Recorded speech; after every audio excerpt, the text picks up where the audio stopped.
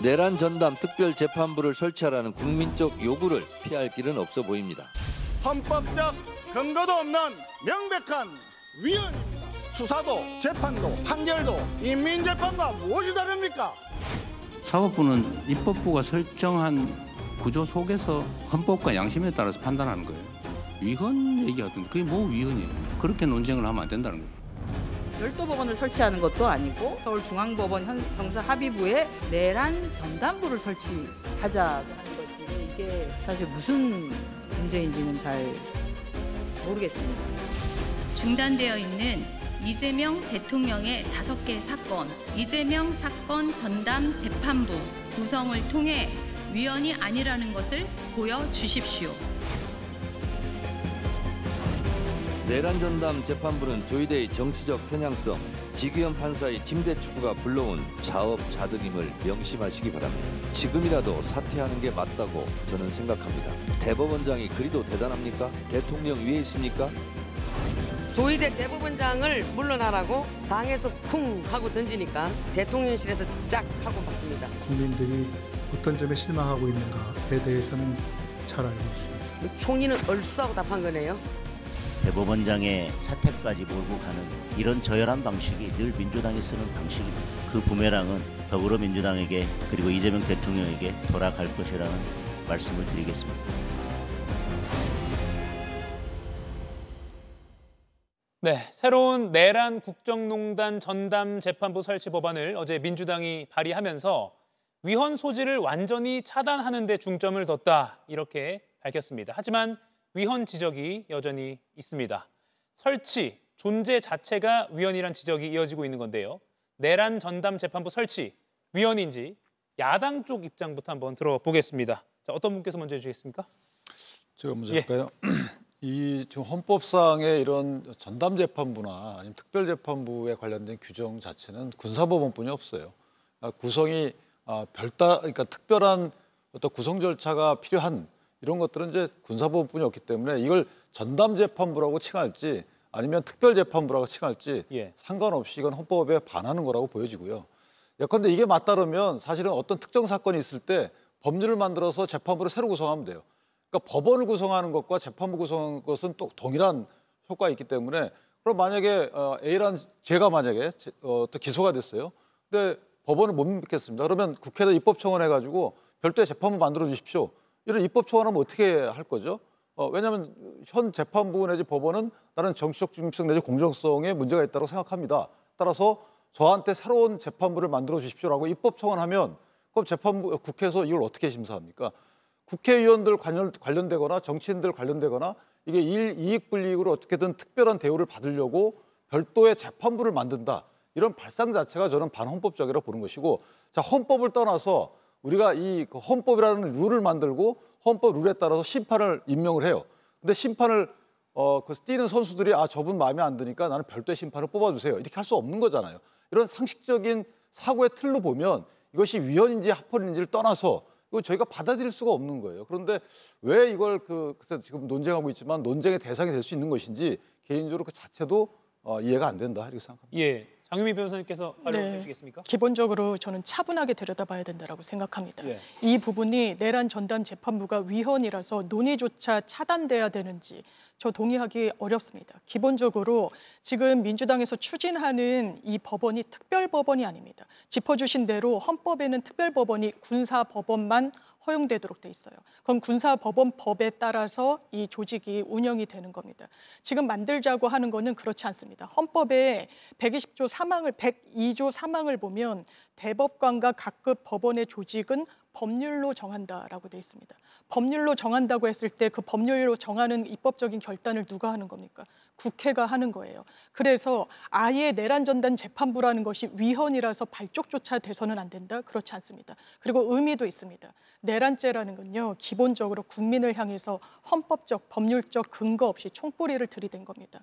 군을 국회로 보내고 총알을 같이 반입하고 이 부분에 대해서 자동 배당하면서 그냥 지연말단적으로 각급 법원에서 그리고 영장 전담해서 각 이제 쪼개진 채로 이 실체를 분석하고 있는데 이게 사법정의에 맞느냐라는 문제의식이 있는 겁니다. 역사에 그런 전담재판부가 존재했던 전례도 있습니다. 3.15 부정선거와 관련해서 그리고 반민특위와 관련해서 특별재판부가 있었죠. 일각에서는 이 부분이 헌법상 그 당시에 근거를 갖고 있었기 때문에 그 위상이 지금과 다르다고 하는데요. 그때 헌법의 규정을 별도로 뒀던 건 재판관에 일반 사람들이, 그러니까 법관 아닌 사람들이 들어갔기 때문에 별도의 규정을 뒀던 겁니다. 이런 걸 종합했을 때 위헌이기 때문에 발족조차 돼서는 안 된다. 동의하기 어렵습니다. 예, 송영훈 변호사님. 위헌이죠. 법원의 조직을 법률로 정한다고 해서 그 법률을 아무렇게나 만들어도 된다라고 하는 의미는 아닙니다. 왜냐하면은 우리 헌법 27조는요. 법관에 의하여 공정한 재판을 받을 권리를 국민의 기본권으로 보장합니다. 여기서 법관에 의하여 공정한 재판을 받을 권리의 핵심은 내 사건의 재판을 누가 담당할지 그것이 사전에 법령에 의해서 명확하게 정해져 있어야 된다는 겁니다. 그리고 그 규정에 따라서 판사가 무작위로 배당이 돼야 돼요. 그 사전성과 무작위성이 핵심입니다. 그런데 지금 이른바 내란 전담재판부라고 하는 것은 내란 특별재판부를 만들려고 하니까 특별법원은 군사법원밖에 헌법상 안 되지 않냐라고 하는 지적을 받으니까 전담재판부라는 이름으로 표지만 갈아 끼운 거예요. 그러면서 이미 한참 진행 중인 형사재판에 판사를 바꾸는 겁니다. 입법 권력이 개입해서. 즉 정치가 보기에 특정한 재판이 진행이 조금 마음에 안 들거나 판사가 못 믿었다라는 이유로 중간에 판사를 교체하는 거예요. 그리고 그걸 어떻게 바꿀지 새로운 룰을 만들어서 그 사전성과 무작위성을 모두 깨뜨리는 겁니다. 이거는 헌재에 가면은 매우 높은 확률로 위헌이 나옵니다. 그렇기 때문에 문영배 전 헌법재판소장 권한대행도 18일 아침에 올린 페이스북 글에서 이런 것은 가면은 헌재의 판단을 받게 되어 있으니 신중해야 된다고 얘기하지 않습니까? 그것은 전직 헌법재판소장 권한대행이니까 상당히 완곡하게 표현을 한 것이지 헌재에 가면은 위헌 결정을 받을 수밖에 없다고 하는 강한 경고의 의미라고 보여집니다. 양태정 변호사님. 사실 뭐 이번 이제 전담재판부는 그러니까 이미 기존의 서울중앙지법에서는 여러 전담재판부가 존재하고 있습니다. 뭐 조세라든가 금융이라든가 노동이라든가 각 그 담당할 이제 특수 전문재판부들을 이미 구성해서 하고 있고요. 법원을 새로 만드는 것도 아니고 기존에 있는 서울중앙지방법원이랑 서울고등법원에 전담재판부를 구성을 하는 가장 큰 이유는 사실 이 공정하고 신속한 재판을 받을 권리가 지금 많이 침해되고 있어서 이렇게 된 건데요. 왜냐하면 이 내란 재판 같은 경우에는 사실관계도 복잡하고 또 여러 가지 뭐 재판을 너무 과중한 업무 부담이 있기 때문에 그런 이제 법관들의 부담을 줄이기 위해서 그러니까 오히려 그 재판부에 받고 있는 다른 피고인이나 다른 당사자들의 피해도 줄이고 오로지 그냥 그 전담 재판부를 집중할 수 있도록 해서 사실관계도 해결 확정할 필요도 있고 여러 가지 측면에서 법원이 결정하는 거고요. 특히나 이제 위헌 여지가 나왔던 거는 국회가 법관을 지명한다. 이제 그 부분이 가장 위헌 여지가 있던 거였는데 오늘 발의된 법안에서는 아예 국회가 그 전담재판부로 이제 후보자 추천위원회에서 모두 빠지고 변호사회나 이제 뭐 법관 회의에서 그리고 법무부 이렇게 이제 나름 정치 권력과 입법 권력과 이제 거리가 먼 그런 조직에서만 추천위원회를 구성할 수 있게 되기 때문에 위헌의 여지는 저는 없어졌다 그렇게 판단할 수 있을 것 같습니다. 이제 이런 건 있어요. 지금 뭐 말씀하신 대로 이제 국회는 탄핵 소추 기관이기 때문에 그 탄핵 소추 기관인 국회가 법관 구성에 관여한다. 이건 물론 문제가 큰 거고요. 또 하나 이제 법무부 같은 경우에도 법무부가 검찰을 지휘하잖아요. 근데 검찰은 기소기관입니다. 어쨌든 특검도 마찬가지로 검찰의 일종이고 그럼 법무부가 판사 구성에 재판부 구성에 영향을 미친다. 이것도 문제가 있는 거고요. 또 변호사단체도 마찬가지입니다. 변호사단체도 재판부의 한 축을 소위 말하면 원고 피고든 아니면 변호인이든 그 이해 당사자가 되는 거거든요. 그 이해 당사자가 판사를 추천한다. 저희 헌법이나 법률에서는 판사의 불편부당함을 막기 위해서 재판부가 구성되어 있다 하더라도 만약에 나하고 연이 있으면 회피해야 되는 것이고요. 그다음에 어떤 법률상의 원인이 있으면 제척, 기피가 다 되는 거예요. 이게 반대로 가겠다는 거거든요. 일반적인 기피, 회피, 제척 사유인 단체에서 추천하도록 법원 구성하도록 한다. 이 발상 자체가 저는 법조인들 입장에서 보면 도저히 이해가 안 가는 거고요. 또 하나는 전담재판부가 있죠. 저희가 특수법원도 있고 행정법원, 조세법원 다 있습니다. 전담재판부, 소년재판부 다 있어요. 그런데 이 부분은 미리 구성이 돼 있습니다. 구성이 돼 있고 이후에 일정한 유형의 범죄가 나타났을 때 거기에 대한 전문 지식을 위해서 만드는 거고요. 지금 이와 같이 범행이 먼저 기소가 된 이후에 재판부를 바꾸기 위해서 법원을 따로 구성한다. 이거 있을 수 없는 거죠. 오히려 직연부장판사가 아무리 마음에 안 들어도 만약에 사건 진행의 신속성을 위한다 그러면 직연재판부가 맡고 있는 다른 사건을 재발행하면 되는 거예요. 그러면 아무 문제가 없는 것인데 굳이 재판장을 바꾸려고 하는 거. 결국 이걸 위해서 마치 몸통을 흔드는 격이다. 그러면 정치인들에 대한 이런 특혜 이런 거는 뭐 자연스럽게 받아들이면서 일반 국민의 피해는 어떻게 할 거죠? 여기에 대한 보다 큰 이런 사고의 틀을 가질 필요가 있지 않겠는가 이렇게 생각합니다. 다른 외부 기관에서 법관을 사실상 추천하고 대법원장이 임명하는 방식에 대해서 이제 문제 제기를 해주신 거잖아요. 예. 유사 사례에서 헌재에서 결정을 받았던 사례가 있습니다. 이를테면 특검을 구성하는데 왜 국회에서 추천하느냐가 문제가 됐었어요. 특검은 기본적으로 법무부 통화를 받습니다. 그리고 행정부의 밑에 있다라고 보는 게 맞아요. 그럼 행정부에서 알아서 해야 되는 거 아니냐가 논쟁의 정점이 됐던 겁니다. 그때 헌법재판소에서 그렇지 않다고 했습니다. 국회에서 충분히 추천이 가능하다. 상권 분립의 원칙상 상호 견제의 원리가 필요하고 그렇다면 그 부분을 외부에서 추천한다라고 해서 그것이 입법부라고 해서 이게 헌법에 위반되지 않는다라고 했던 부분이 있고요. 애초에 국민의힘에서 문제 제기할 때 이 부분 이를테면 정치인들이 재판하는 것처럼 호도했었습니다. 이를테면 추미애 위원장이 아니면 뭐 최민희 의원이 재판하게 된다라고 했어요. 거짓입니다. 그래서 그 논의와 관련해서 저도 양 변호사님이 짚어주신 대로 구성과 관련해서 국회가 입법부가 관여를 직접적으로 하는 부분에 대해서 문제의식이 있습니다. 예. 논의를 거치면서 이런 부분이 다 종합이 되고 수렴이 될 수 있는 여지조차 닿는 것, 전 그거야말로 정치 공세라고 생각합니다. 같은 것은 같고 다른 것은 다르게 설명을 해야죠. 특검은 소추기관입니다. 그리고 소추기관이 어떻게 기소를 하든 그것은 최종적으로 법원의 판단 대상입니다. 그렇기 때문에 특검의 구성 방식에 있어서는 입법 재량이 상당히 있죠. 우리 헌법재판소도 그런 부분은 인정하고 있습니다. 그런데 헌법상 법관의 임명권은 대법관 회의를 거친 대법원장에게 있죠. 이건 명문의 규정이 있습니다. 그리고 유엔의 사법부 독립에 관한 기본 원칙이라고 하는 게 있어요. 1985년에 만들어졌는데 유엔 총회에 의해서 승인된 겁니다. 여기에 보면은 제14항에서 판사가 속한 법원 내에서의 사건 배당은 사법행정의 내부 사안이다. 이렇게 명확하게 규율을 하고 있습니다. 그렇기 때문에 외부에서 들어가서 특정 사건의 재판부로 어느 판사가 들어갈 것인지를 정하면은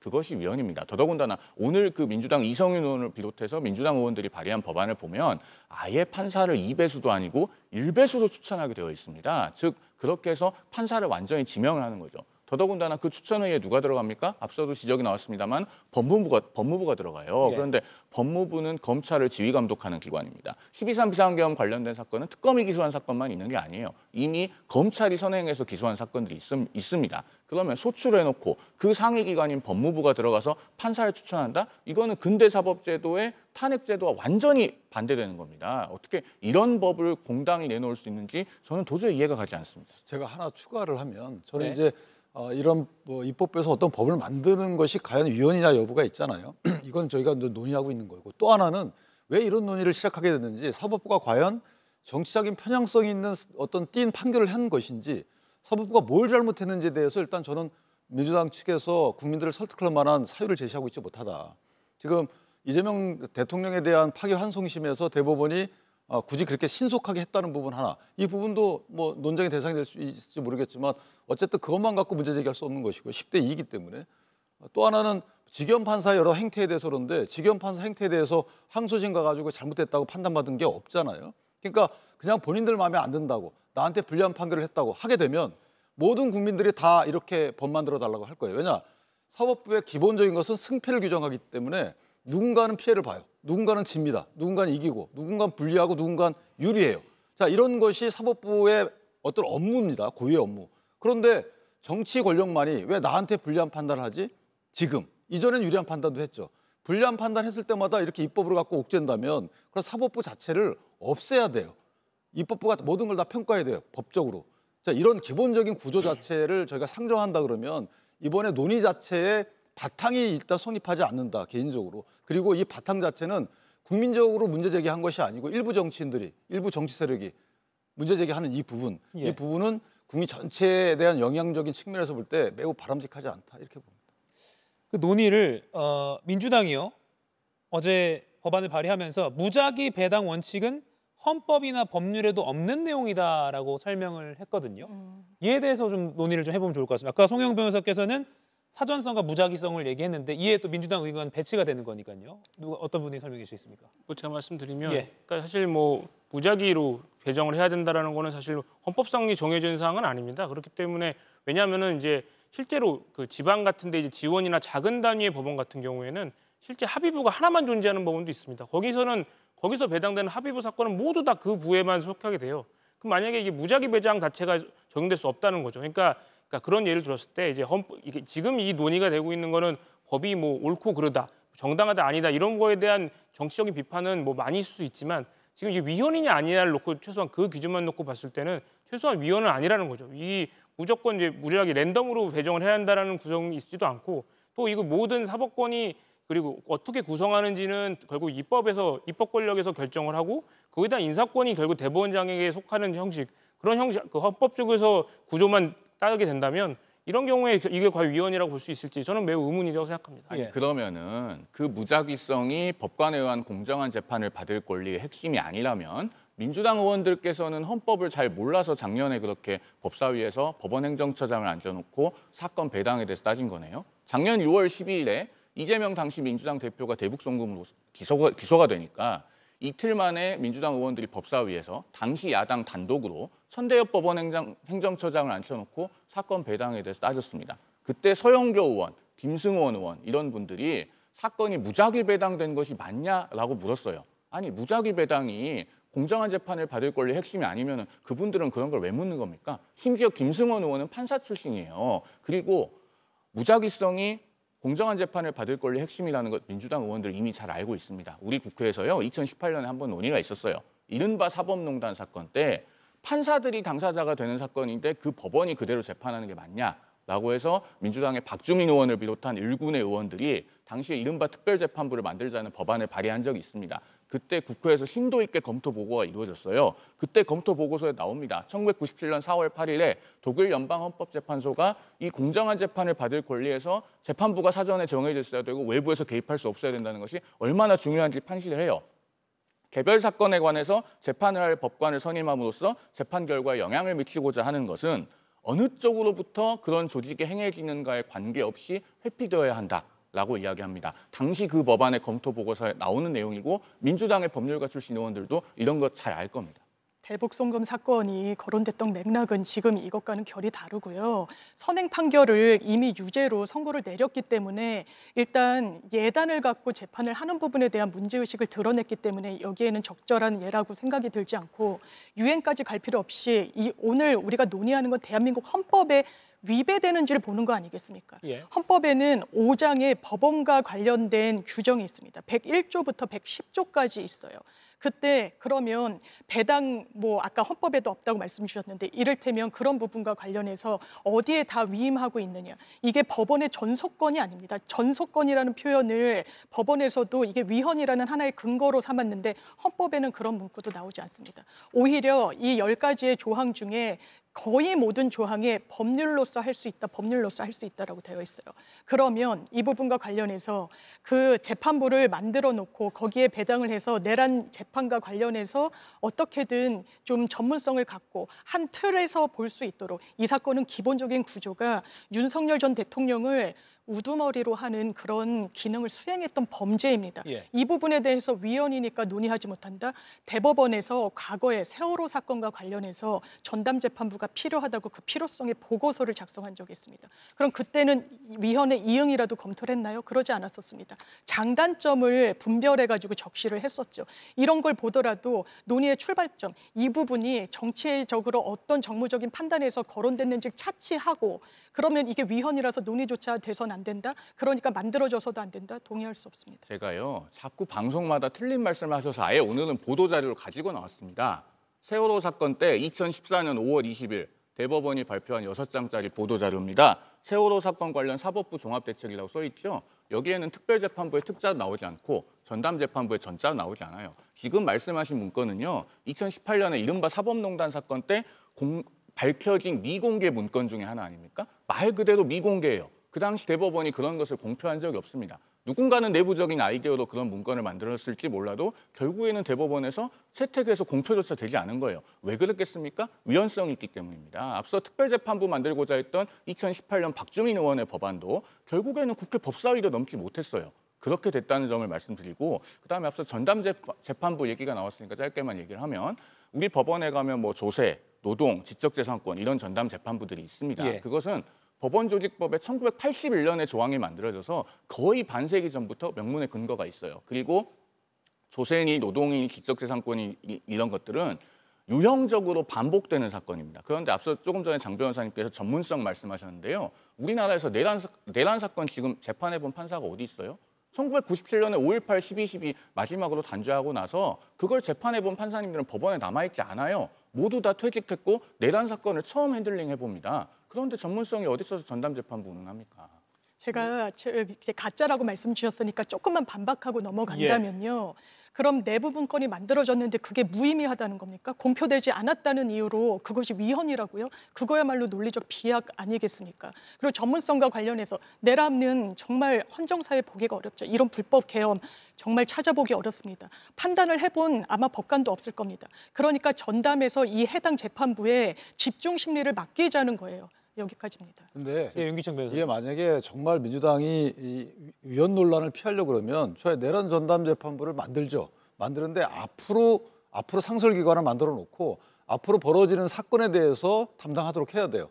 지금은 일단 내란 이게 죄가 유죄가 될지 안 될지 모르지만 어쨌든 기소가 돼서 내란 관련 재판이 이루어지고 있어요. 그런데 전담 재판부를 새로 만든다. 이 말은 뭐냐면 해당 피고인 등의 맞춤형 재판부를 만들겠다고 하는데 이 맞춤형 재판부가 유리하게 작용할 수도 있고 또는 민주당 의도대로 불리하게 작용할 수도 있는 거잖아요.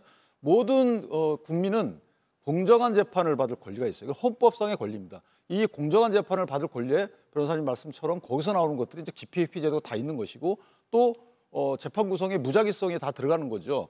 이 헌법을 전체적으로 이해를 하게 되면 이런 문제가 생기는 거고 말씀 주신 것처럼 모든 입법권은 국회가 할 수 있다. 근데 모든 입법권이 국회가 항상 그 내용 자체는 헌법에 맞아야 되는 거예요. 우리 헌법에 공정한 재판이라고 분명히 돼 있잖아요. 그렇게 따지면 소급 입법 금지 원칙 헌법에 있는데 이거 입법으로 다 무시해도 되나요? 안 되는 겁니다. 소급 입법으로 모든 걸 다 할 수 있는 게 아니잖아요. 그다음에 비상계엄 하에서만 사법부에 대해서 뭐 어떤 조치를 할 수 있어요. 비상계엄 하가 아니잖아요. 그러니까 우리 헌법상에 있는 내용을 토대로 해서 모든 걸 고려하고 그다음에 좀 자제해서 해야 되는 것인데 어떤 정치적인 목적 하나 세워놓고 불도저식으로 한다는 거 이 부분은 글쎄요 이게 장기화되면 좋지 않을 것 같다 생각합니다. 제가 하나만 더 말씀드리면 이른바 내란 전담 재판부라고 하는 것을 만들면요. 12.3 비상계엄 관련된 형사재판이 마치 더 빨라질 것처럼 민주당에서 호도하고 있습니다. 실제로는 그렇지 않습니다. 왜냐하면 재판부를 변경하면요. 이른바 변론 갱신 절차라고 하는 걸 밟아야 돼요. 그리고 새로 만들어진 재판부가 사건 기록을 처음부터 파악해야 됩니다. 그리고 앞서 말씀하신 그 변론 갱신 절차에 관해서 만약에 변호인 측이 이의를 제기하면은 증인신문을 다시 해야 될지도 모릅니다. 그리고 지금 이미 상당 부분 증인신문이 진행이 됐어요. 이 12.3 비상계엄 관련된 사건은 지기현 부장판사가 이끄는 서울형사합의 25부에 윤 전 대통령 사건만 있는 게 아닙니다. 뭐 노상원 전 정보사령관이라든가 김용현 전 국방장관이라든가 이렇게 군인들을 한 카테고리로 하는 사건들이 있고 또 조지호 전 경찰청장, 김봉식 전 서울경찰청장과 같이 경찰 수뇌부를 카테고리로 하는 사건들이 있습니다. 이런 사건들을 다 합해서 지금 이틀 전 날짜 기준으로 63회에 걸쳐서 공판 기일이 있었습니다. 그리고 증인은 지금까지 103회의 증인신문을 했다고 해요. 그러면은 이걸 새로 바뀐 재판부가 언제 다 파악할 겁니까? 그리고 변론갱신하면서 만약에 증인신문 다시 해야 된다고 이의 제기하면 그 증인들 다 부를 겁니까? 그리고 지금 사건이 형사 25부 말고 이상민 전 행안부 장관처럼 일부 다른 그 재판부에 산재되어 있는 것들도 있습니다. 그걸 한 곳으로 모으면 얼마나 병목 현상이 더 심해지겠습니까? 그러니까 위헌성도 위헌성이지만 지금 민주당에서 말씀하시는 것은 사실 현재 재판의 진행 단계에 비춰볼 때 팩트에도 맞지 않는다라는 점을 말씀드립니다. 예. 아까 신속성도 담보할 수 없을 거다라고 말씀을 하셨는데 이 부분 한번 짚어볼게요. 사실 이 내란 전담 재판부 설치가 수면 위로 올라오게 된 게 내란 우두머리 혐의 그 윤석열 전 대통령의 재판이 과연 지기현 판사에 의해서 믿을 만하게 진행될 것인가라는 국민적인 의구심이 드는 몇 가지 장면들이 있어서라고 많이 언론에서도 보도를 하고 있습니다. 자, 그러면 신뢰를 회복하는 게 우선이냐? 이른바 사법부 독립이 우선이냐로 논의를 해볼 수 있을 것 같아요. 그러니까 지기현 판사로 대표되는 그런 믿지 못할 만한 그런 장면들을 회복하는 게 먼저냐 아니면 그거보다 사법부 독립이라는 그 가치를 우선시하는 게 먼저냐 어느 분께 여쭐까요? 그러니까, 그러니까 이번에 오늘 발의된 법이 사법부 독립은 물론이고 이제 재판받을 신속하고 공정한 재판 받을 그런 권리를 보장하기 위해서 사실 발의된 법이거든요. 그러니까 지금 사실 가장 크게 국민들이 분노하는 지점은 크게 두 가지 재판이죠. 결국 이제 지기현 부장판사의 이제 윤석열 전 대통령에 대한 구속 취소, 그리고 이제 이재명 대통령에 대한 그 공직선거법 사건에서의 마치 전원합의부로 9일 만에 이제 선고기를 잡은 거, 이런 것들에 대해서 과연 이게 제대로 공정한 재판을 받았는지에 대한 국민적인 분노가 많고, 실제로 이런 내란 전담 재판부에 대해서는 제가 본 여론조사에서는 절반 이상의 국민들이 찬성하는 입장을 표명한 바가 있습니다.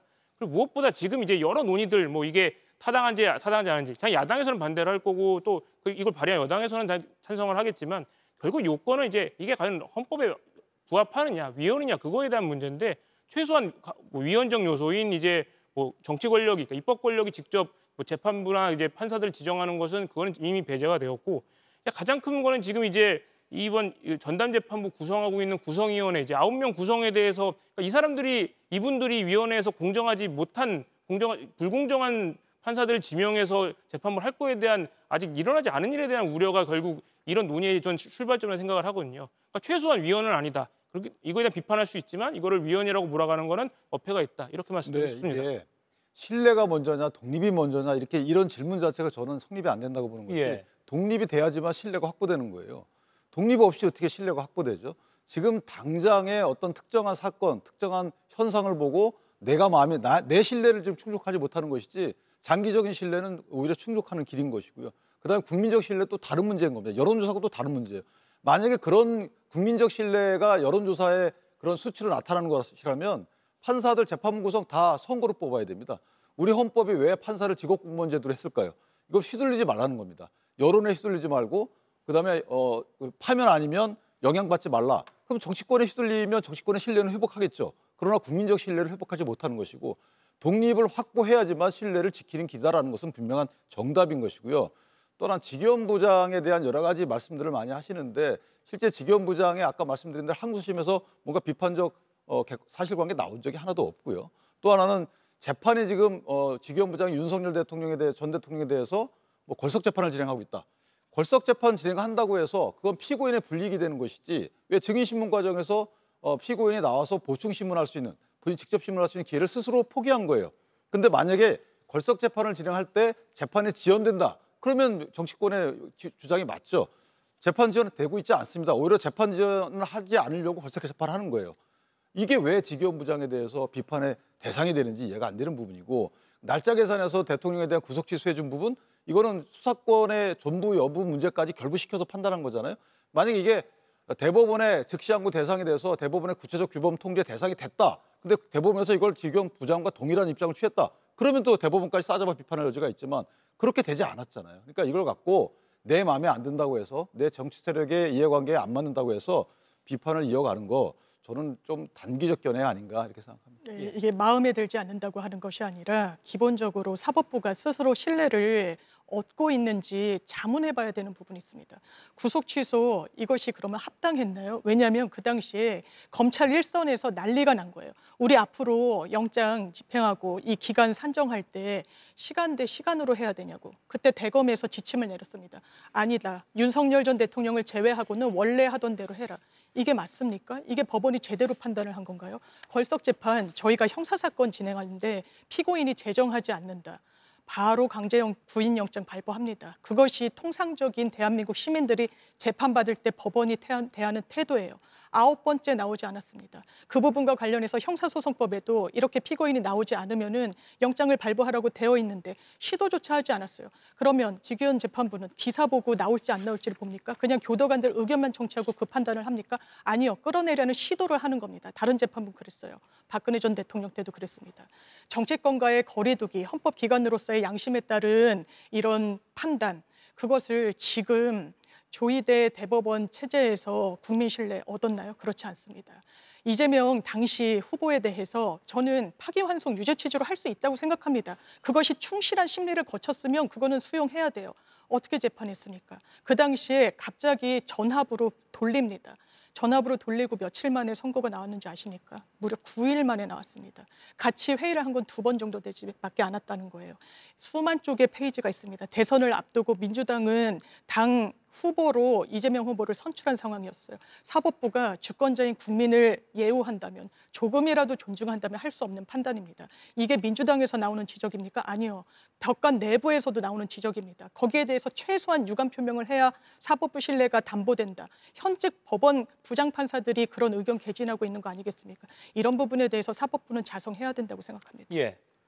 팩트에 근거해서 좀 말씀하셨으면 좋겠습니다. 대법원 전원합의체 그 파기환송 판결 얘기를 계속 하시는데 전합에 간 지 9일 만에 판결이 나왔다고 민주당에서는 늘 말씀을 하십니다만 그 사건이 대법원에 올라간 지는 5주가 됐죠. 그리고 워낙에 사회적으로 쟁점이 됐던 사건이고 1심과 2심의 결론이 정반대입니다. 그러면 대법관들은 판결문부터 봅니다. 그리고 어떤 것이 더 법리적으로 맞는지를 판단하는 것이죠. 그리고 뭐 몇만 쪽 말씀하십니다만 대법원은 법률심입니다. 사후심이기 때문에 그 모든 기록을 한자 한자 보는 것이 아니라 상고 이유가 되는 그 법리적 쟁점에 관련된 부분을 가지고 봅니다. 그리고 대법관 12명이 전원합의체에서 판결한 겁니다. 즉 대법원장 혼자 주도를 한 것이 아니고 그것이 비정상적이고 이례적인 심리여서 도저히 그런 심리 절차에 동의할 수 없다면 나머지 대법관들이 평의에 나오질 않았을 것이고 의견을 내질 않았을 것이고 판결문에 서명도 안 했을 겁니다. 오히려 당시에 2명의 재판관의 반대 의견에 대해서 5명의 대법관이 별개 의견에서 충실한 심리를 했다는 내용을 자세하게 기재하지 않았습니까? 그런 부분을 조금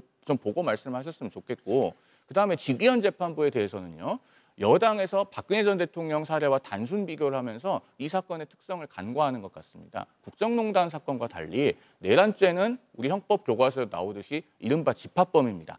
여러 사람들이 동시에 저지르는 겁니다. 그러면은 사건이 여러 개로 나눠져 있을 때 그 산재된 사건들에서 사실관계가 통일적으로 결론이 나와야 됩니다. 지금 어느 정도의 사건 규모를 가지고 있냐면 박근혜 전 대통령 사건 때 증인이 130명 규모였다고 해요. 그런데 앞서도 말씀드렸듯이 지금 증인 신문을 윤 전 대통령 사건, 군인들 사건, 경찰들 사건 통틀어서 103회를 했고 그중에서 경찰 수뇌부와 관련된 사건에서 올해 2월에 검찰이 1차 공판 준비 기일 때 예상되는 증인의 규모에 대해서 밝힌 바 있습니다. 변호인 측이 그 진술소서에 대해서 전부 다 부동의하면 예상 증인이 520명이라는 겁니다. 이게 어디 나온 거냐면 제가 개인적으로 어디서 찾아온 게 아니라 한국일보가 이번 달 17일자 사면에서 상세하게 팩트체크한 겁니다. 그러면 박근혜 전 대통령 사건의 4배잖아요. 어떻게 속도가 똑같이 납니까? 이런 부분을 공론장에서 정확하게 말씀해 주시고 국민들께 판단을 하게 하셔야지 무조건 재판부가 사건 진행이 느린 것 같다, 침대 축구한다 이렇게 몰아가면서 헌법에도 위반되는 특별재판부나 전담재판을 만들려고 하는 것. 그게 사법권 독립을 해치고 아주 나쁜 선례로 남는 겁니다. 팩트체크 말씀하시니까 변호사니까 저 잘 아실 겁니다. 예. 주요 사건을 전원 합의체에 회부를 하죠. 그러면 그때부터 논의를, 왜냐하면 12명의 대법관이 관여하니까 논의를 해야 되는 거 아니겠습니까? 그러니까 그때로부터 9일이라는 게 팩트에 뭐가 틀렸다는 겁니까? 접수가 된 이후에 34일 만에 내려졌습니다. 34일 접수가 된 게 중요합니까? 아니면 정말 그 심리를 하는 대법관들이 논의에 착수한 게 중요합니까? 법률심이라서 쟁점만 본다고요? 쟁점은 어떻게 봅니까? 기록을 안 보고 쟁점을 알 수가 있나요? 그 부분과 관련해서 기록을 제대로 보지도 않고 재판하는 게 맞습니까? 저희가 이재명 대표 그 당시에 후보 얘기하는 게 아닙니다. 일반 사람들이 재판을 받을 때 민사사건의 태반이 심리불속행 기각, 이건 쟁점조차 되지 않으니까 우리는 보지도 않겠다라고 하고 다 기각이 됩니다. 그러니까 이른바 전관예우가 발생하는 거예요. 도장값으로 몇 천만 원을 심리불속행 기각을 당하지 않으려고. 이게 3심제가 유효하게 지금 기능하고 있는 겁니까? 이런 부분에 대해서 말씀드리는 겁니다. 대한민국의 변호사가 3만 명이 넘는데요. 예. 이 토론 프로그램을 변호사들도 많이 보고 있을 겁니다. 그런데 어떻게 그렇게 말씀하시는지 저는 이해가 안 돼요. 그리고 대법관들이 대법관들만 재판합니까? 대법원 전체에 재판연구관이 140명이 있습니다. 대부분 부장판사나 판사들입니다. 그러면은 그런 사법자원을 총동원해서 심리하면은 단기간에 심리하는 것이 충분히 가능하죠. 그 부분이 5명의 재판관의 별개 의견에 상세히 나와 있다고 제가 앞서도 말씀드렸습니다. 그리고 하나만 제가 되묻겠습니다. 자, 그러면 이재명 대통령에 대해서 대법원 전원합의체 판결의 절차에 대해 설령 민주당이 불만이 있다 한들 법관은 다 독립적인데 현재 비상계엄 사건에 대해서 재판을 하고 있는 재판부가 공정하지 못하게 진행을 할 것이라는 그런 민주당의 예단이 도대체 전원합의체가 판결한 거하고 어떻게 논리적으로 연관이 되죠? 별개 아닙니까? 아니 무슨 말씀을 하시는지 모르겠는데 변호사라면 이 부분이 얼마나 무리하게 재판이 진행됐는지에 공감하는 변호사님을 저는 훨씬 많이 봤고요.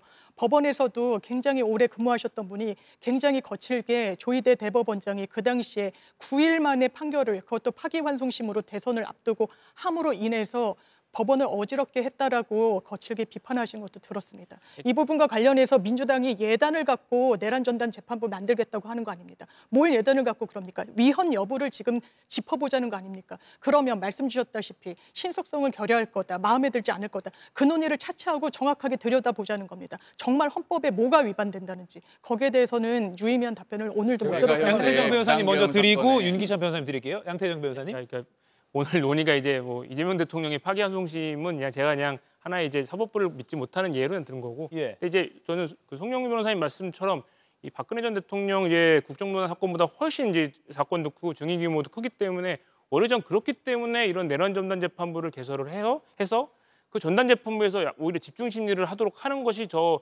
신속하고 공정한 재판 받을 권리에 부합하다고 보이고요. 최소한 그러니까 이 부분에 있어서 비판은 있을 수 있지만 최소한 헌법적인 헌법에 반하는 건 아니다. 그렇기 때문에 여러 가지 의견을 들어서 결국 이제 국민의 대표자인 입법부, 그러니까 국회에서 결국 결정한 법안이기 때문에 그건 그거대로 존중받아야 된다. 이렇게 말씀드리고 싶습니다. 윤기찬 변호사님.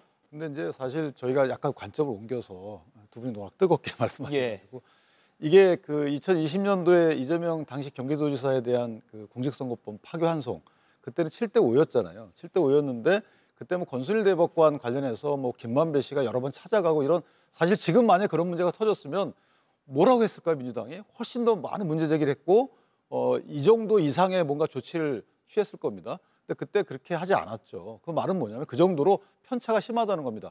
이 관점에 따라서 진영이나 정치 세력의 이해관계에 따라서 사법부의 신뢰나 문제가 있다 없다에 대한 관점 자체가 워낙 탄력적이고 폭이 크기 때문에 지금 그런 관점에서 보면 지금 문제 제기를 할 시점이 아니다라고 보는 거고 문제 제기할 시점이 아님에도 불구하고 위헌 논란까지 가는 것도 상당히 오버해서 나간 거죠. 그런 문제가 하나 있고 또 하나는 이제 두 분 하신 말씀 중에 이것도 상당히 주관적인 거죠. 뭐 어떤 분은 이게 조기에 판단이 됐다, 어떤 분은 좀 충분히 논의가 됐다고 보는데 저는 기준을 이렇게 봐야 된다고 합니다. 거기에 참여한 법관들이 실제 나는 충분히 성숙되지 않았는데 왜 벌써 판단하자고 하지? 이런 문제 제기가 있었다면 그 문제 제기가 맞을 수 있겠죠. 그런데 그런 문제 제기가 없이 판단을 했고 10대 1이 나왔으면 저희는 우리가 보는 관점이 아니고 그 당시에 판단하는 사람들 관점에서 이거 문제가 없었다는데 이견이 없었구나 이렇게 인정하는 것이 맞는 것이 아닌가 이렇게 생각합니다. 예, 송영길 변호사님. 네. 위헌적이고 굉장히 사법권 독립을 침해하는 나쁜 선례가 만들 수 있는 내란 전담 재판부를 만들자고 하시면서 그런 재판부를 만들면은 사건 처리가 빨라질 수 있다고 강변하고 계셔서 제가 한번 여쭙겠습니다. 그러면 그런 전담 재판부 만들면 일주일에 몇 번이나 재판할 수 있습니까? 그거는 이제 구성을 해봐야 알 수 있는 거죠. 아니 딱 한 부밖에 없어요. 지금 민주당이 낸 법안에 내란 사건 관련해 가지고는 딱 세 명의 법관을 추천해서 하나의 재판부를 구성하도록 되어 있습니다. 그리고 2배수 추천도 안 해요. 딱 하나의 재판부입니다. 일주일에 몇 번 재판합니까? 그거는 이제 그 재판부에서 결정할 문제인데. 아니 내란 전담 재판부를 만들자면서 그 정도는 시뮬레이션 해보고 빨라진다 혹은 늦어진다 판단해서 지금 입법을 오히려 그거를 일주일에 몇 번 재판하라고 이렇게 얘기를 하고 결정을 해주는 게 사법권의 할수 독립. 있냐고 물어보는 거예요. 제가. 그거는 몇 번이나 할 수 있다고 생각하십니까? 그건 현실적으로 아니 빨라진다고 말씀하시니까 최소한의 근거는 제시해 주셔야죠. 조금 전에 빨라진다고 하셨기 때문에 제가 여쭙는 겁니다. 당연히 좀 빨라질 거라고 생각을 합니다. 지금 여러 재판부에 나눠져 있는 거에 대한 그 물리적인 심리니까 여러 재판부가 나눠서 하는 게 겉으로 보기엔 더 빨라질지 모르겠지만 그 재판부가 그 내란 전담 재판만 하는 게 아니지 않습니까? 다른 재판도 맡고 있는 게 있고 또 만약에 사실관계가 1심에서의 각각 재판별로 결론이 다르게 나오게 되면 그건 그대로 문제가 있을 거기 때문에 그러니까 그거는 결국 입법자가 결단을 한 거죠. 그러니까 그 부분에 대해서 오히려 일주일에 5번 재판해야 한다, 3번 재판해야 한다 이거를 법에 원래 규정하는 게 사법권의 독립을 침해라고 보기 때문에 그거는 전담 재판부가 구성이 되면 그리고 그 임명 자체도 대법원장 임명을 인사권을 결국 행사해서 결정을 한 거기 때문에 대법원장이 인사권이 없다니까요. 제가 아까 말씀드렸습니다. 1배수 추천이라고 말씀드렸어요. 대법원장은 선택권이 없습니다. 최종적으로 대법원장이 그 임명을 하게 돼 있고 만약에 전혀 결격 사유가 있다고 하면은 대법원장 의견을 내겠죠. 그거는 충분히 과거에 헌법재판관도 국회 추천했는데 실제로 권한대행이 임명도 안 하고 그런 일이 있지 않습니까? 그런 일은 일어나지 않길 바라지만 그러니까 지금 아직 구성되지도 않고 아직 후보추천위원회가 구성되지도 않았습니다. 근데 그걸 아주 불공정할 거라고 이미 예단을 해서 그렇게 결정하지 마시고 어쨌든 아직 그리고 법안이 본회의에서 통과된 것도 아니기 때문에 조금 더 뭐 법사위라든가 본회의 통해서 여러 가지 논의를 통해서 수정안이 나올 수도 있는 거기 때문에 좀 더 지켜볼 필요가 있다고 말씀드립니다. 제가 말씀을 드릴게요. 예, 국민의힘 패널 가운데서 싸우고 계시는데 아니, 이게 윤기찬 변호사님 점이 잘못된 게 지금 두 분이 말씀하신 게 저는 이해를 못하겠는 게 일단 신속한 재판을 받을 권리예요. 신속한 재판을 할 권리가 아닙니다. 그러니까 피고인이 만약에 정말 민주당이 주장하는 바와 같이 이거 신속한 재판을 할 그 어떤 개연성이 크다면 본인의 입법 주장을 해야 돼요. 이거 빨리 전담 재판부 해주십시오. 이렇게 해야지만 맞는 거지. 국회가 또는 누가 신속한 재판을 해야 됩니다. 누굴 위해서 하는 것이죠? 진실 발견을 위해서는 재판을 적정하게 해야 되는 것이고 재판부도 그런 입장이 아닌 것이고 피고인도 그런 입장이 아닌데 국회 내지 정치 세력이 나서서 빨리 해달라.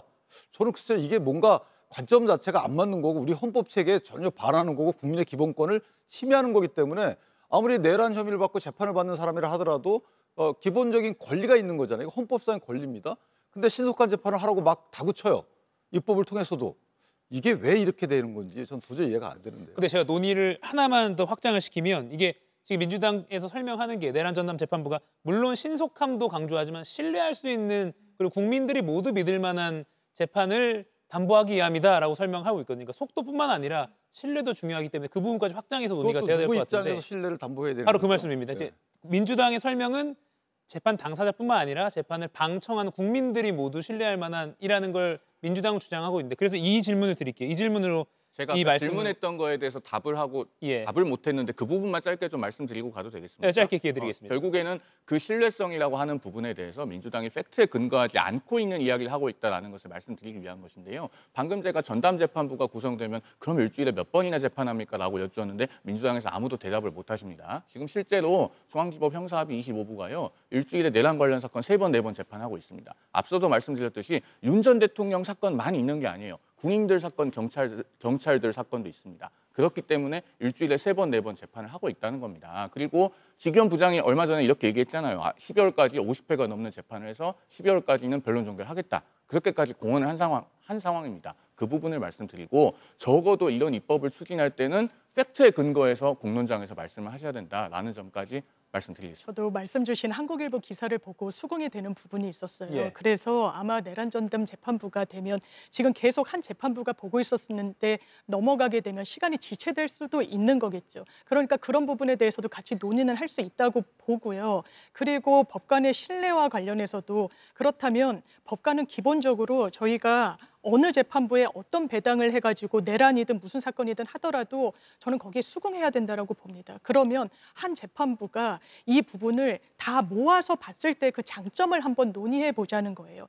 이를테면 한덕수 전 총리 같은 경우에 이 내란에서 담당했던 주요 임무 종사자 내지는 내란 방조 혐의를 받고 있었을 때 이 해당 재판부는 요 면만 보는 거예요. 이 큰 틀을 못 봅니다. 이거는 법관이 무능해서가 아니에요. 지금 이 법원의 틀거리가 그렇게 작동하고 있기 때문이에요. 그러면 내란이란 건 너무나 헌정사에 큰 위배가 되는 범죄이니만큼 전담재판부에서 이 큰 틀을 같이 보도록 하는 게 어떻겠느냐라는 제안인 거고 이 강론들 이거 지체돼서 더 나쁜 거 아니냐 이런 부분도 당연히 포함해서 논의는 해볼 수 있는 거고 위헌이라는 부분까지 이게 확장되진 않았으면 하는 바람에서 또 말씀드립니다. 예, 제가 드리던 질문을 드려볼게요. 관례가 아닌 그러니까 좀 매우 이례적인 방법으로 구속 취소를 했던 판사, 지기현 판사, 그리고 걸쳐 재판을 뭐 시각에 따라서는 이유 없이 허용하고 있다라고 비판을 받고 있는 지기현 판사. 그럼 이 상황에서 지기현 판사의 모습이 재판부 변경의 사유가 됩니까? 본안 재판에 대해서 아직 결론이 안 나왔잖아요. 예. 그리고 만약에 재판 진행이 정말로 불공정하면 자 민주당이 추천하고 이재명 대통령이 임명한 특검이 사건을 넘겨받아서 공소유지하고 있습니다. 적극적으로 의견을 내면서 심지어는 재판부 기피 신청까지도 하지 않았겠습니까? 그렇지 않으니까 지금 기피 신청까지 안 갔겠죠. 예. 그리고 앞서 피고인에 대한 그 인치 문제 말씀하셨는데 재판부에서 서울구치소로부터 의견을 받았죠. 인치가 현저히 곤란하다. 그 부분에 대해서 형사소송법 277조 2에 규정이 있다는 것 알고 계실 겁니다. 인치가 현저히 곤란하면은 피고인 없이도 재판을 할 수는 있어요. 그리고 그것은 앞서도 저희가 말씀드렸다시피 피고인의 불이익으로 귀결될 겁니다.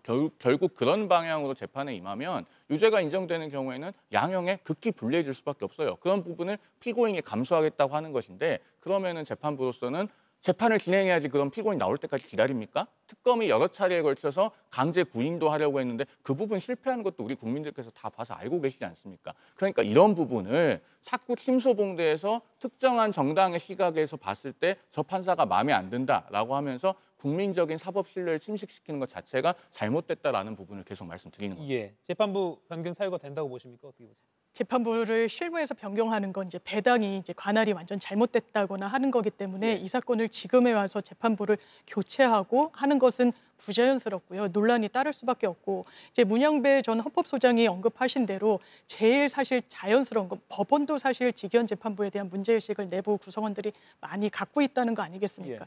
왜냐하면 전 국민이 안다고 했잖아요. 윤석열 전 대통령이 막 옷을 벗고 나오는 거. 재판부는 기사 보고 재판하지 않습니다. 그래서 전 국민이 안다고 해서 그거를 사실로 확정하지 않고요. 증거에도 기사가 편철되면 부동의하면은 증거로도 못 씁니다. 그런 부분과 관련해서 해당 재판부가 시도를 해봄으로 인해서 현저히 곤란한지 아닌지를 자체 판단을 하는 거예요. 그런데 그 판단조차 하지 않았거든요. 말씀하신 대로 교도관으로부터 그냥 현저히 곤란하다는 입장만 들은 거예요. 이게 일반 피고인한테도 이렇게 할까라는 물음표는 사실 사라지지 않는 부분이 있고 다만 그것과 별개로 신뢰를 많이 잃었다고 저도 생각합니다. 다만 지금 이 국면에서 만약에 교체가 되면 이건 마음에 안 들어서 사법부에 대해서 이래서 또 다른 논란 그리고 정무적으로도 민주당에 좀 부담이 될 수 있기 때문에 자연스러운 방식은 또 인사 그 당시에 인사를 내는 거겠지만 지금 말씀드린 그 방식으로 하는 건 다소 거칠어 보일 수 있다고 생각합니다. 다음 논의를 좀 시간이 한정돼 있기 때문에 넘어가 보도록 하겠습니다. 사실 이 내란 전담 재판부 설치 여부가 급물살을 타게 된 건 이재명 대통령의 취임 100일 기자회견에서요. 왜 위헌이냐는 반문이 나온 후부터였습니다. 그리고 대한민국의 최고 권력은 국민과 국민 주권, 그 다음이 직접 선출 권력, 그리고 간접 선출 권력으로 꼽았습니다. 대통령도 변호사였고 여기 계신 분들 다 변호사인데 이재명 대통령이 발언에는 동의하십니까? 그러니까 이재명 대통령께서 하신 말씀이 무슨 뭐 이제 각 입법, 행정, 사법 권력 간에 이렇게 상하관계가 있다는 말씀은 아니고요. 결국 제가 볼 때 입법은 이제 제도를 설계하는 권한이고 결국 이제 사법부는 권리를 구제하는 기능, 그러니까 역할 간의 차이가 있다. 그걸 지금 강조하신 거로 말씀드리고요. 결국 이제 입법부나 행정부 같은 직접 선출된 권력은 정치적 책임을 지고 결국 사법부는 그 입법부가 만들어오는 그 시스템 틀 안에서 독립적이고 공정한 재판을 해야 될 그런 기능을 해달라는 것을 저는 요구했다고 생각을 합니다.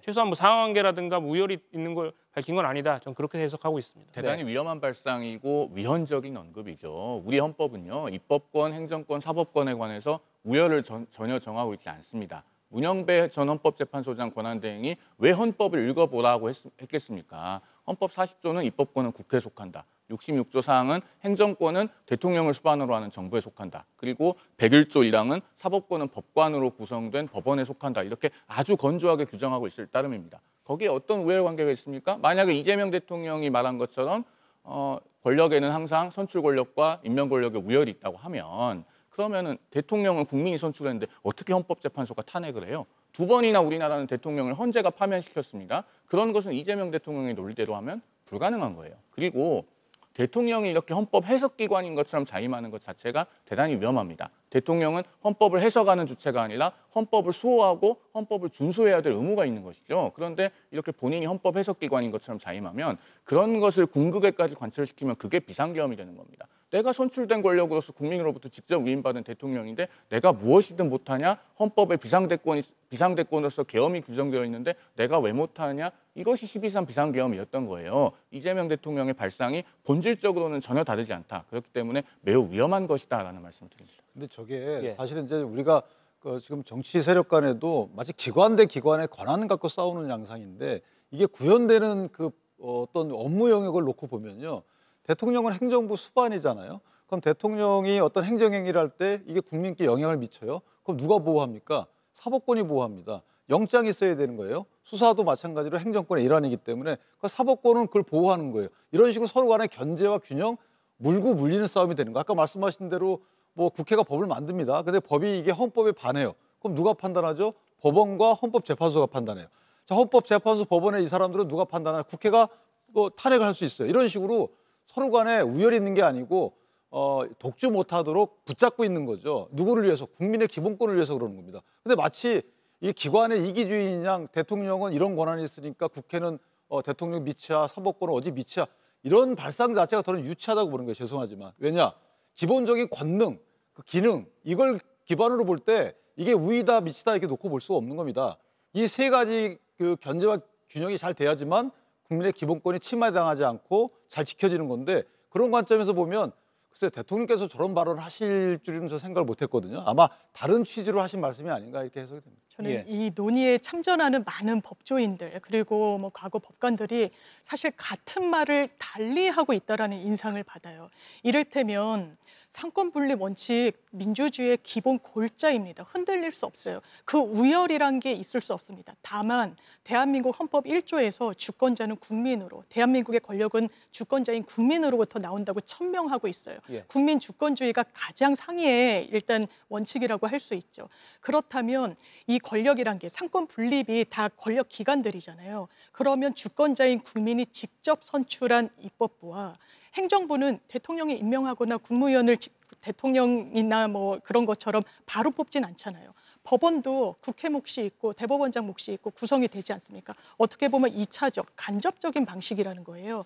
그래서 상권 분립은 흔들릴 수 없는 원칙이지만 그 입법부의 위상이라는 거 그리고 그 무게감이라는 게 다소 결이 다른 부분이 있다라는 이야기고 이 상권 분립, 민주주의 원칙이 어디서 기인합니까? 이를테면 과거의 정치 철학자들 로크, 루소, 몽테스키에 다 같은 그 개념에서 상권 분립을 언급하고 있거든요. 그래서 그런 차원의 이야기고 상권 분립 흔들릴 수 없죠. 우열이라는 것도 있을 수 없습니다. 우위라는 것도 없고요. 다만 그런 무게감에 대한 언급이었다. 이렇게 평가하고 싶습니다. 오늘 이 사법개혁 논의로 방금 그 이재명 대통령의 발언을 좀 좁혀보면 그러면 아까 입법부의 위상도 말씀하셨으니까요. 사법부는 입법부가 짜놓은 구조라면 무조건 받아들여야 하는가? 이 질문을 좀 드려볼게요. 헌법부는 헌법이 짜는 거죠. 국민 주권주의의 가장 그 핵심, 에센스가 헌법이에요. 이거 애당초에 저희가 국가나 사회를 구성할 때 처음에 약속을 해서 헌법을 만들어 놓은 거예요. 그다음부터 그 헌법을 실현하는 과정이 뭐 입법권의 작용이고 행정권의 작용이고 이게 이제 사실은 저희가 권력구도거든요. 근데 여기서 그런 헌법을 위반하는 입법으로 사법권을 옥죄할 수 있다. 이런 일반적인 일반화해서 이런 말씀을 하실 수 없는 거고요. 아까 말씀 주신 대로 서로 물고 물리는 그 과정이 있는 거예요. 대통령은 입법 그 임명권을 행사해서 사실 구성권을 행사함으로써 사전적 견제를 하는 거고 그다음에 문제가 생기게 되면 또 국회가 탄핵을 통해서 그 해당 판사를 뭐 끌어내리는 거고 이런 식인 거거든요. 근데 이게 누가 우위고 누가 미치고 할 수가 없는 거잖아요. 그러니까 헌법은 국민 주권의 가장 에센스다. 이것만 지키신다 그러면 대통령이 저 말씀을 거기에 빗대서 그냥 해석하는 것으로 봐야지 대통령이 마치 입법 권력, 국민 직접 선출한 권력들이 임명 권력, 소위 직업 공무원으로부터 독립돼 있다. 또는 그 위다. 이것은 저희 헌법이 예정하는 직업 공무원과 선출 권력의 견제, 이 시스템 자체를 헌법이 예정해 놓은 거예요. 아무리 선출 권력이 힘이 세다 하더라도 그것만은 건들지 마라. 그래야지만 우리가 편히 살 수 있겠다. 국민들이 이렇게 약속을 해놓은 거예요. 그래서 선출 권력이 무소불위의 권력을 휘두르지 못하도록 직업 공무원 제도를 만들어 놓은 게 그게 이제 검찰일 수도 있고 법원일 수도 있는 거거든요. 그런데 이거를 마냥 무시하겠다. 저는 이거는 사실은 위헌적 발상이 될 여지가 있다 이렇게 봅니다. 양태중 변호사님. 저도 윤기창 변호사님 말씀에 뭐 전적으로 공감하고요. 그러니까 이게 합헌적 범위 안에서는 그러니까 뭐 우열이 있을 수도 없고 다만 어쨌든 정치적 책임을 지는 이제 선출 권력이 시스템 구조를 짜고 그 안에서 임명 권력인 사실 사법부는 이제 결국 이제 공정성 있게 결국 사법적 재판, 그러니까 사법적 판단을 해달라는 것을 그런 이제 헌법적 요구가 있어야 된다 생각을 하는 거고요. 그러니까 이걸 간에 서로 간에 우열이 있다. 선출 권력이 임명 권력을 좌지우지할 수 있다라고 하는 것은 굉장히 위험한 발상이죠. 그러니까 그런 것들의 큰 틀을 만들어 놓은 게 헌법이고 결국 이제 헌법적으로 문제가 되지 않는다면 위헌이 아니라면 당연히 이 선출 권력이 그 사법부의 뭐 구조, 뭐 어느 법원을 어떻게 설치하고 법원의 관할은 어떻게 하고 뭐 전담 재판부도 마찬가지고 그런 범위 내에서는 저는 그 제도를 만들 수 있다 이렇게 생각하고 있습니다. 양 변호사님 말씀에 저도 매우 공감하는데 선출 권력이 임명 권력을 좌지우지할 수 있다는 것은 대단히 위험한 발상이라고 말씀하셨습니다. 저는 그 부분에 매우 공감해요. 그런데 지금 민주당이 현재 보여주고 있는 모습은 어떻습니까? 사실상의 가짜 뉴스를 국회의원들이 면책특권 뒤에서 국회 본회의장에서 이야기하면서 그걸 기화로 헌법과 법률이 임기를 보장하는 사법부의 수장인 대법원장을 몰아내려고 하고 있지 않습니까? 민주당 대표는 억울하면은 특검에 가서 수사받으라 이렇게 얘기하고 있고 또 대통령실 대변인은 뭐라고 말합니까? 여당이 이렇게 노골적으로 대법원장 물러나라고 하는데 원칙적으로 공감한다라고 하고 그 브리핑 발언을 거둬들이려고 속기록까지 수정하다가 기자들의 반발을 받고 결국에는 그 원칙적으로 공감이라는 문구 지우지 못했습니다. 그러면요 말씀은 아주 좋아요. 그런데 여당과 정부가 하는 일이 그 말에 맞아야 된다라는 말씀을 드립니다. 주신 질문에 예. 제가 이제 답변하자면 입법부가 설정한 구조면 사법부는 종속돼야 되냐는 이제 취지였잖아요. 맞습니다. 근데 다 동의하지 않으셨고 다만 이 부분을 하면 이제 법원이라는 그 조직도 법원 조직법에 의해서 운영되고 가동되고 이러거든요. 근데 법원 조직법을 만드는 건 입법권자입니다. 그러니까 말씀 주셨다시피 이제 견제, 상호 균형 이런 부분이 이렇게 상권 분립을 해놓은 게 국민 기본권 도모를 위해서 그리고 상호 권력의 견제를 위해서 작동하는 거거든요. 이제 그 취지에서 예. 이제 이해해 주시면 될 것 같습니다. 예. 그래도 아까 첫 번째 이슈보다는 좀 공감대가 더 형성되고 덜 싸우시는 것 같습니다. 자, 그러면 조금 더 법조 정치계 현안으로 좀 와보겠습니다. 내란 전담 재판부를 비롯한 이 사법개혁의 강한 움직임, 조희대 대법원장이 자초했다라는 민주당 주장이 나오고 있습니다. 조 대법원장은 이제 서면으로 부인을 했습니다. 하지만 윤 전 대통령 탄핵 이후에 한덕수 당시 총리와 교감 의혹은 계속해서 민주당이 제기하고 있습니다. 조희대 대법원장, 이 사법개혁 자초한 것인가?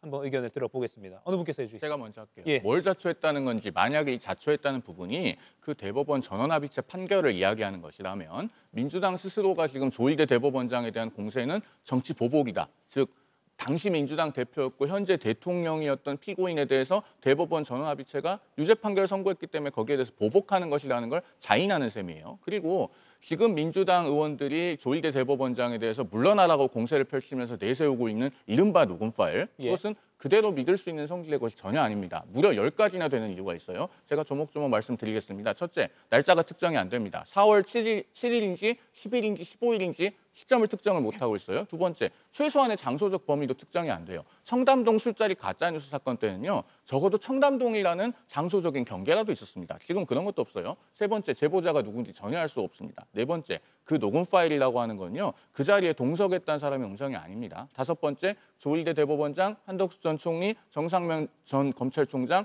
일관되게 모두 부인하고 있고 심지어 정상명 전 총장은 조희대 대법원장과 일면식이 없다고까지 합니다. 여섯 번째, 이 사람들이 만약에 정말 실제로 만났으면요. 목격이 안 될 수가 없습니다. 일곱 번째, 그 김아무개라고 하는 김건희 씨의 뭐 장모와 가깝다고 하는 사람, 대법원장이나 총리와 동석해서 동렬에 놓을 수 있을 만한 인물이 아닙니다. 그러니까 여덟 번째로 이 민주당 국회의원들도 면책특권 뒤에서 숨어서 이야기하는 것 아니겠습니까? 아홉 번째로 아주 결정적인 포인트가 있습니다. 이 녹음 파일에 보면요. 가장 빠른 날짜라고 해도 4월 7일입니다. 그런데 거기에 이렇게 나와요. 조희대 대법원장이 이재명 사건이 대법원에 올라오면 내가 알아서 처리하겠다라고 했다고 나옵니다. 올라오면이라고 돼 있거든요. 그런데요. 실제로 사건은 3월 28일에 올라갔어요. 올라간 지 이미 열흘이나 됐는데 어떻게 대법원장이 올라오면이라고 표현을 합니까? 그러니까 그걸 제대로 봤으면요. 공당에서 걸려야 되는 거예요. 마지막 10번째, 그 유튜브 영상의 초입에 보면요. 이렇게 안내 문구가 적혀 있습니다. 해당 음성은 AI로 제작된 것으로 특정 인물이 실제 녹음한 것이 아님을 알려드립니다. 지금 이런 걸 가지고 공당에서 이른바 의혹이랍시고 제기하면서 헌법과 법률이 임기를 보장하는 대법원장을 나가라고 하고 있는 것입니다. 10가지나 준비하셨습니다. 꼭 이 녹음 파일 사안 말고도 이 전체적으로 조희대 대법원장이 지금 이 상황을 자초했다. 어떻게 보십니까? 이게 보복이라고 하고 이렇게 논의를 이제 좀 제 생각에서는 흐릴 게 아니라 그러면 사법개혁의 아젠다를 좀 봐야 되잖아요. 5개 안이. 그런 것 같습니다. 대단히 오랜 기간 동안 사법개혁이 필요하다는 논의가 있지만 진척이 잘 되지 않았었어요. 그런데 이제 5가지 안을 보면 대법관 증언이 하나가 있고요. 지금 14명을 30명으로 늘리자는 겁니다. 그러면 이 부분에 대해서는 법원에서는 안 된다고 여러 논의를 내요. 이를테면 14명이 30명이 되면 청사가 새로 생겨야 되고 거기에 1조 뭐 4천억 원인가가 든다. 그런데 신청사 계획안을 보면 75평에 1인 샤워실이 있고 침대가 있고 뭐 이런 거 아니겠어요? 국민 눈높이에 맞지 않아요.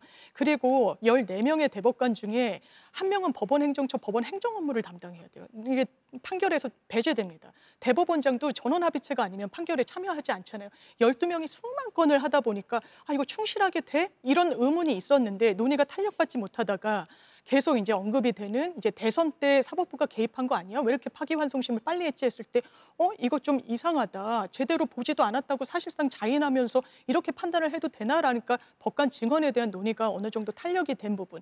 이거는 뭐 자초니 아니니 이런 부분은 대단히 정치적으로 좀 공격을 위한 단어일 수 있으니까 어쨌든 여론이 무르익은 측면이 있고요. 그리고 사법개혁 아젠다 중에 변호사들이 상당히 반길 것도 있어요. 하금식 판결, 미국 같은 경우에 상당히 공개가 많이 돼 있는데 우리나라는 그렇지가 않거든요. 그래서 이런 이런 부분을 어쨌든 집단지성에 공개를 하겠다 이런 부분이 있고 또 영장 이 단계에서 지금은 밀행성 원칙 때문에 검찰 의견만 사실상 청취하는 거 아닙니까? 그러니까 금융계좌, 통신계좌, 압수수색 영장은 발부율이 거의 100%예요. 99%가 넘거든요.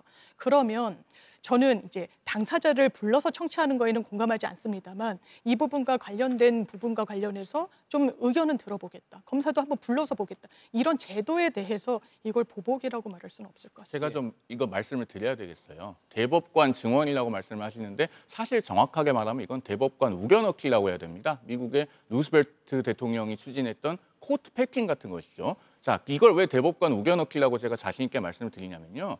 대법관을 늘리는 게 그렇게 수건 사업이고 우리 국민을 위한 거였으면 그리고 사법개혁의 오랜 아젠다였으면 22대 국회가 시작하고 왜 민주당 의원들은 아무도 그런 법원 조직법 발의를 안 했습니까? 22대 국회에서 민주당 의원들 그 누구도 발의를 하지 않다가 5월 1일에 대법원 전원합의체 판결이 나오니까 그 다음부터 갑자기 대법관을 30명으로 늘린다, 100명으로 늘린다 이런 법안들이 나오기 시작해요. 결국 그 목적이 뭡니까? 지금은 이런 목적을 분명하게 가지고 추진되고 있다고 제가 말씀을 드려도 될 것 같아요. 이재명 대통령 퇴임하고 나면 다시 재판 받아야 됩니다. 그런데 대법관을 아까 30명이라고 하셨지만 지금 최근에 나온 것으로는 26명으로 늘린다고 하죠. 그러면은 26명 중에 22명을 이재명 대통령이 임명을 해요. 퇴임 후에도 남아 있습니다. 그러면은 이재명 대통령 재판 받을 때 상고심 누가 합니까? 이재명 대통령이 임명한 대법관들이 하겠죠. 그렇게 해서 본인 재판에 유리하게 하는 확률을 높이는 것. 그런 것을 지금 민주당이 하고 있는 겁니다. 그리고 앞서 그 대법원 청사 문제 말씀드리면 대법관들은 대법관 우겨넣기에 대해서 반대를 하더라도 제가 말씀드리는 것 같은 이런 반대 이유를 공개적으로 댈 수가 없어요. 정치적 중립 의무가 있기 때문에. 그렇기 때문에 다른 실무적인 이유를 대서 반대하는 겁니다. 대법관이 늘어나면 대법관만 늘어납니까? 앞서도 제가 12명의 대법관들이 재판하는데 대법원에 재판연구관이 140명 있다고 말씀드렸습니다. 대법관 12명을 늘리면요. 일선 법원에서 부장판사급으로 또 140명 어디서 데려와야 돼요. 그 사람들은 대법원이 아니고 그럼 어디 목포지법이나 광주지법에서 일합니까? 한 청사에 모아놓고 일해야 될 거 아닙니까? 그러면 서초동에 그 정도의 건물을 지으려면 당연히 막대한 비용이 들어가겠죠. 이런 실무적인 이유로 되니까 세상에 민주당에서 반응하는 것이 그러면 대법원을 대구로 옮기자라고 김용민 의원이 얘기를 하더군요.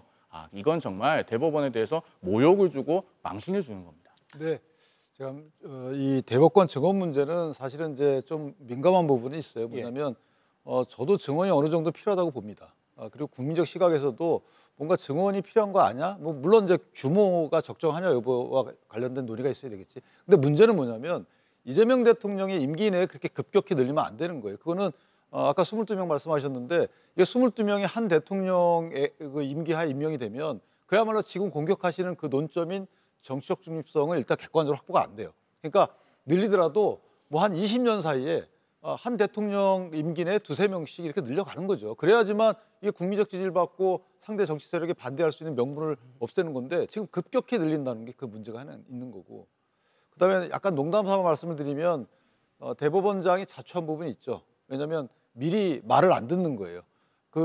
그야말로 이재명 대통령이 후보 시절에 지지율 1위 후보였잖아요. 그 후보를 원칙대로 파기 환송을 한 거죠. 여기에 대해서 미움박힌 거고 지금도 마찬가지입니다. 그러니까 재판의 독립성, 사법부의 독립을 유지하려고 노력하다 보니까 말을 안 듣는 것처럼 보이니까 그런 측면에서 자초한 거죠. 그러나 국민적 시각에서 볼 때 우리 헌법이 대법원에 준 임무는 충실히 수행하는 중이다. 저 그렇게 평가합니다. 약간 풍자적으로 마지막에 말씀해 주셨는데요. 네. 그러니까 오늘 윤기창 변호사님하고 의견이 맞는 게 많아서 좀 재미있는데요.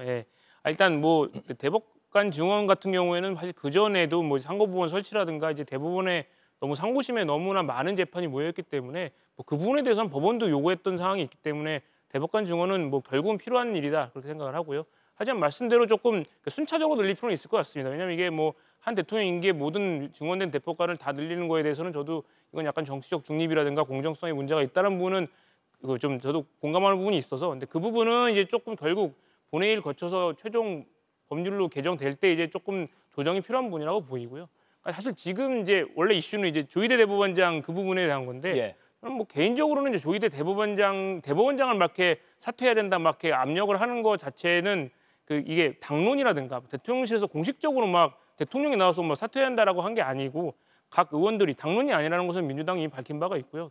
다만 이제 여러 의원들이 다 헌법기관인 국회의원들이 자신의 소신이나 정치 의견을 뭐 당연히 표현할 수 있는 거 아니겠습니까? 아직 그 정도 선에서 봐야지 물론 이제 대통령실에서 대변인의 뭐 그런 실수는 저는 잘못됐다고 봅니다. 그 부분은 잘못됐기 때문에 이거는 이 부분에 대해서는 조금 좀 이제 뭐 짚고 넘어가야 할 필요는 있다고 생각을 하지만 이걸 이제 확대 해석해서 뭐 여당이나 대통령실이 뭐 대법원장을 사퇴를 압박을 하고 있다, 사퇴를 몰아내기 위해서 뭐 그냥 전 공세를 하고 있다까지 좀 확대 해석하는 거는 아니지 않나 생각이 듭니다. 예, 그게 정말로 단순 실수면요. 대통령이 인사로서 메시지를 줘야 됩니다. 아니 어떻게 대통령실 대변인이 대통령의 의중도 아니고 대통령실의 내부 기류도 아닌데 여당이 대법원장을 자꾸 물러나라고 하는 것에 대해서 원칙적으로 공감한다라고 브리핑을 할 수 있습니까? 그게 대변인의 개인 의견이면요. 그런 대변인은 더 이상 대통령을 대변하면 안 되는 거예요. 인사조치로서 단호하게 메시지를 내고 더 나아가서 이재명 대통령 본인이 나는 헌법과 법률이 보장하는 대법원장의 임기에 대해서 일절 건드릴 생각이 없고 여당이 그렇게 하는 것에도 반대한다라고 공개적으로 천명해야 됩니다. 그렇지 않고 인사조치도 하지 않고 가만히 있으면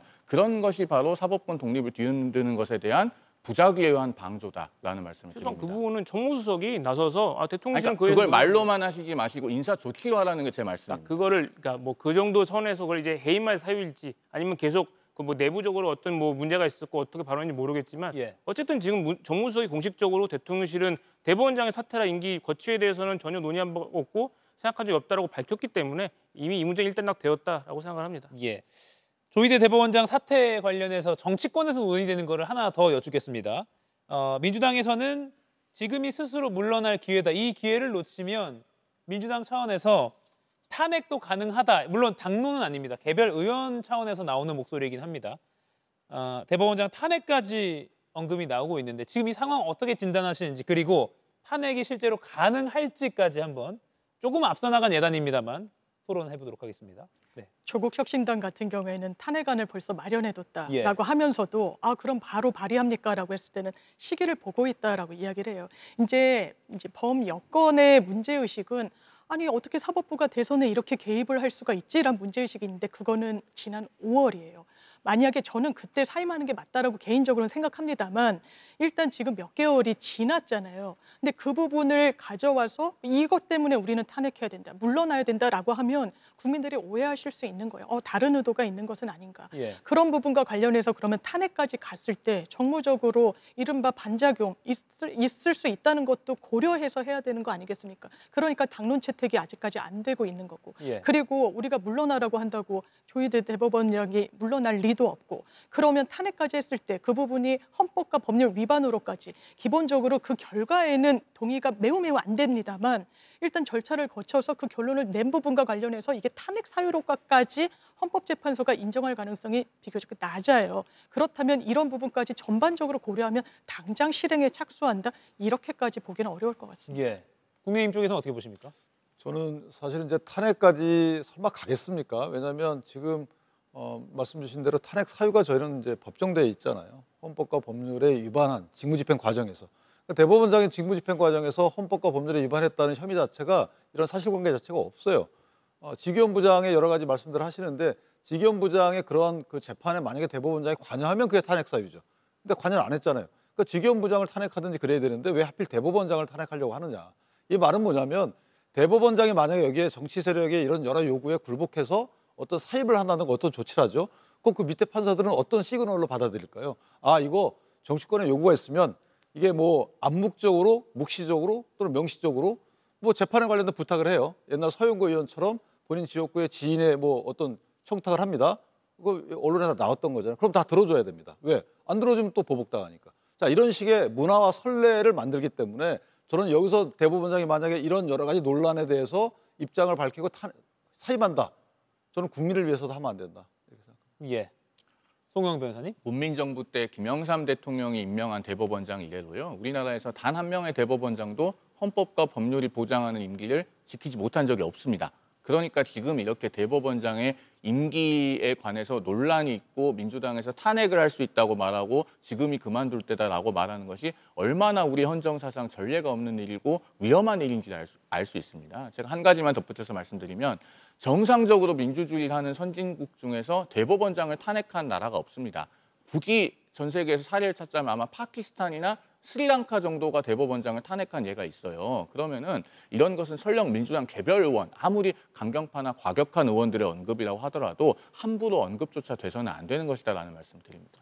그러니까 이제 뭐 사실 뭐 대법원장 탄핵이 논의되는 것 자체가 사실 굉장히 뭐 전례가 없는 일이죠. 예. 근데 그 일은 결국 발단은 결국 전례가 없었던 비상계엄, 그로 인한 이제 대통령 탄핵, 파면, 그리고 이제 결국 이 내란 재판 여기에 과연 대법원장이 관여를 했는지 안 했는지가 지금 계속 이슈가 되고 있는 상황이기 때문에 사실 저는 지금 드러난 사항만으로는 대법원장 탄핵 사유는 없다고 봅니다. 다만 이제 그 녹취록이라든가 여러 이제 의원들이 지금 문제 제기한 것처럼 실제로 대법원장이 한덕수 전 권한대행, 한덕수 총리와 만나서 만약에 뭔가 이런 뭐 재판에 대해서 이재명 대통령 재판에 대해서 논의를 했다거나 이런 부분이 만약에 한 개씩 저는 아닐 거라 생각을 합니다만 사실로 드러나게 된다면 그때는 당연히 탄핵 사유가 될 수 있다 이렇게 생각을 합니다. 전례가 없다고 말씀 주셨는데 저는 국민의힘이 이런 반박을 할 때 정말 헌정 질서를 존중해서 한다는 인상을 못 받는 게 김명수 대법원장 체제일 때 출근길에 저지하면서 경찰과 몸싸움까지 벌였어요. 그때 별도로 큰 현안이 없었는데 내려오라고 엄청나게 정치적 공세를 퍼부었습니다. 저도 송 변호사님 말씀하신 대로 대법원장, 대법관 탄핵에 매우 신중해야 된다고 생각합니다. 민주당 일부 의원들의 의견에 동의하지 못해요. 그 당시에 주호영 아마 원내대표셨을 거예요. 탄핵해야 된다라고 이야기합니다. 대법원장. 그러니까 이게 여야 공수가 바뀌면 상당히 다른 입장들을 하시는데 그런 부분은 좀 지양해야 된다고 생각합니다. 평론의 기본은요. 같은 것은 같게 다른 것은 다르게 말하는 겁니다. 그 당시 자유한국당은 소수 야당이었고 대법원장을 탄핵 소추할 수 있는 아무런 권한이 없었습니다. 의석수가 안 됐어요. 그런데 지금 민주당은요. 166석입니다.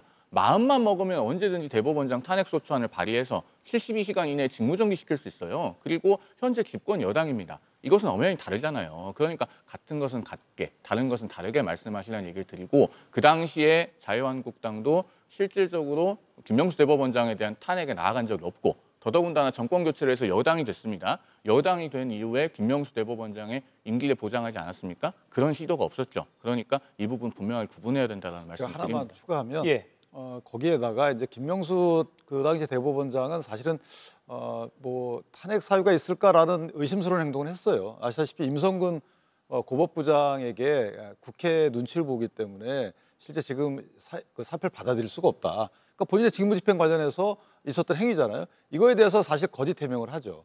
이와 관련돼서 이게 탄핵 사유에 해당하는 여부와 관련된 설왕설래가 있는 행위가 있었기 때문에 약간은 좀 다르다 지금과는 그렇게 생각합니다. 5분 남았는데요. 이 질문 마지막 하나 간단히 답변을 좀 부탁드립니다. 반대로 탄핵이란 키워드로 국민의힘도 반격을 하고 있습니다.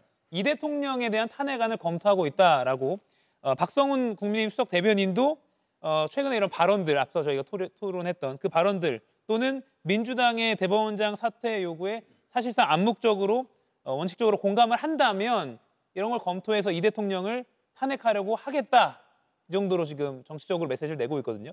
그 가능성은 좀 어떻게 보십니까? 아마 탄핵을 하면 진짜 역풍 불 겁니다. 지금 국민의힘이 국민 눈높이와 점점 멀어지고 있어요. 아니 아까 말씀하셨다시피 의석수가 안 되니까 본인들은 탄핵을 얘기해도 되고 민주당은 하면 안 된다. 동의하기 어렵고요. 지금도 그러면 대통령에 대해서 탄핵 이야기를 하는 게 정당합니까? 뭘 탄핵하겠다는 겁니까? 그럼 대통령 100일 기자회견에서 상권분립 이야기한 걸 계속해서 언급하는데 이거는 헌법에 반하는 언급을 한 거다. 그게 탄핵 사유가 됩니까? 심지어 헌법재판소는 대통령이라는 건 선출된 최고 권력이에요. 그래서 일반 탄핵 요건보다 훨씬 강한 허들을 설치하고 있습니다. 그냥 헌법과 법률 위반이 아니라 중대성이 있어야 돼요. 그러면 이 중대성의 이 요건을 넘을 수 있을 겁니까? 그러면 민주당에서는 법관 탄핵을 하면 안 되고 그거는 정무적이고 정치적인데 그러면 야당에서 대통령 취임 100일이 갓 지났는데 대통령을 탄핵하겠다고 이야기하는 거 이건 대선 불복 아닙니까? 이거는 정당합니까? 좀 대묻고 싶은 부분이 있고 그 사유조차 되지 않는데 지금부터 이야기하면서 장애투쟁으로 나아가는 이 국민의힘 모습 저는 묻고 싶은 겁니다. 과연 대구에서 시작한 이 장애투쟁 수도권으로 서울로 인천으로 수원으로 왔을 때 국민들의 그 차가운 시선 어떻게 견디실지 묻고 싶은 겁니다. 국민의힘은 한 분께만 이 대통령의 그 발언의 의미가 만약에 대법원장 사퇴를 촉구하는 거라면 직권남용의 의미가 있죠. 이 부분은 사실 그 의미에 따라서는 탄핵 사유가 될 여지도 있어요. 그러나 정무수석이 나서서 얘기했던 것처럼 대변인의 그런 보충적 설명이 틀렸다. 그래서 대통령 의미는 이게 아니다라고 했기 때문에 만약 그럼에도 불구하고 이후에 똑같은 의미의 대법원장 만약에 사퇴 촉구를 한다면 그럼 탄핵 사유가 될 수도 있는 거죠. 송영 변호사님 말씀 언제 주십니까? 민주당에서 대통령 1년차 때부터 계속 야당이 대통령 탄핵을 언급하고 그리고 야당일 때는 30번의 줄탄핵을 하셨으면서 이렇게 말씀하시는 걸 들으니까 참 생경하네요. 그런데 앞서도 말씀드렸지만 지금 국민의힘은 무슨 탄핵소추를 할래야 할 수도 없습니다. 대통령은 아시다시피 탄핵소추안을 발의하려면 국회에서 과반수가 있어야 되잖아요. 훨씬 모자라기 때문에 할 수가 없고 다만 그럼에도 불구하고 대통령이 이렇게 헌법과 법률이 임기를 보장하는 대법원장에 대해서 뒤흔들려고 하는 시도에 대해서 방관한다면 그런 것에 대해서 야당이 엄정하게 경종을 울려야 됩니다. 그리고 그런 것에 대해서는 대통령도 국민의 목소리라고 생각하고 반응을 하고 앞서도 말씀드렸듯이 그런 것을 하지 않겠다라고 단호하게 선을 그어야죠. 양태기 의원 한 20초만 드리겠습니다. 그러니까 사실 윤석열 대통령이 탄핵에 대해서 파면까지 된 지가 얼마 되지도 않았는데 국민의힘이 대통령 탄핵을 이렇게 섣불르게 말씀하시는 거 당연히 정치적 공세지만 조금 너무 가벼운 감이 없다고 생각을 하고요. 정말 국민의힘이 민주당을 견제하고 정부를 견제하려면 훌륭한 정책으로서 좀 견제했으면 좋겠다 이렇게 말씀드리고 싶습니다. 알겠습니다. 시간 잘 지켜주셨습니다.